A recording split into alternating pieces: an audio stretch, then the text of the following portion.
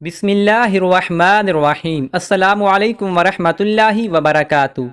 حضرت ابو ہریرہ رضی اللہ عنہ سے روایت ہے کہ رسول اللہ صلی اللہ علیہ وآلہ وسلم نے فرمایا، تم جنت میں نہیں جا سکتے جب تک مومن نہ ہو جاؤ، یعنی تمہاری زندگی ایمان والی زندگی نہ ہو جائے، اور تم اس وقت تک مومن نہیں ہو سکتے جب تک آپس میں ایک دوسرے سے محبت نہ کرو۔ کیا میں تمہیں وہ عمل نہ بتا دوں جس کے کرنے سے تمہارے درمیان محبت پیدا ہو جائے؟ وہ یہ ہے کہ سلام کو آپس میں خوب پھیلاؤ۔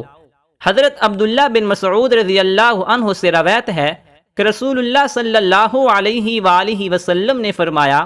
سلام اللہ تعالیٰ کے ناموں میں سے ایک نام ہے جس کو اللہ تعالیٰ نے زمین پر اتارا ہے، لہذا اس کو آپس میں خوب پھیلاؤ، کیونکہ مسلمان جب کسی قوم پر گزرتا ہے اور ان کو سلام کرتا ہے اور وہ اس کو جواب دیتے ہیں تو ان کو سلام یاد دلانے کی وجہ سے سلام کرنے والے کو اس قوم پر ایک درجہ فضیلت حاصل ہوتی ہے۔ اگر وہ جواب نہیں دیتے ہیں تو فرشتے جو انسانوں سے بہتر ہیں اس کے سلام کا جواب دیتے ہیں۔ حضرت ابو امامہ رضی اللہ عنہ سے روایت ہے کہ رسول اللہ صلی اللہ علیہ وآلہ وسلم نے فرمایا، لوگوں میں اللہ تعالیٰ کے قرب کا زیادہ مستحق وہ ہے جو سلام کرنے میں پہل کرے۔ حضرت انس رضی اللہ عنہ سے روایت ہے کہ مجھے نبی کریم صلی اللہ علیہ وآلہ وسلم نے فرمایا، میرے پیارے بیٹے، جب تم اپنے گھر میں داخل ہو تو گھر والوں کو سلام کرو، یہ تمہارے لیے اور تمہارے گھر والوں کے لیے برکت کا سبب ہوگا۔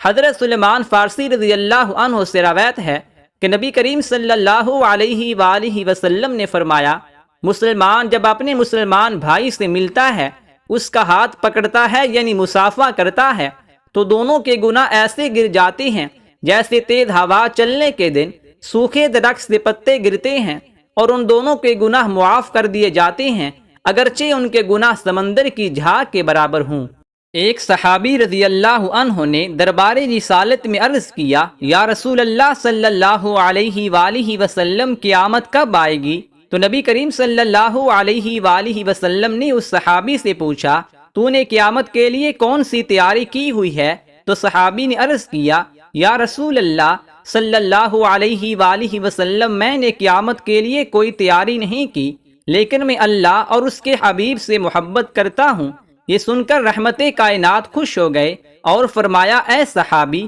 اگر تو اللہ اور اس کے رسول کے ساتھ محبت رکھتا ہے تو قیامت کے دن اسی کے ساتھ ہوگا جس کے ساتھ تیری محبت ہے۔ حضرت انس رضی اللہ عنہ نے فرمایا، اس فرمان پر صحابہ اکرام رضی اللہ عنہ کو اتنی خوشی ہوئی کہ اسلام کے بعد کسی چیز سے اتنی خوشی نہیں ہوئی۔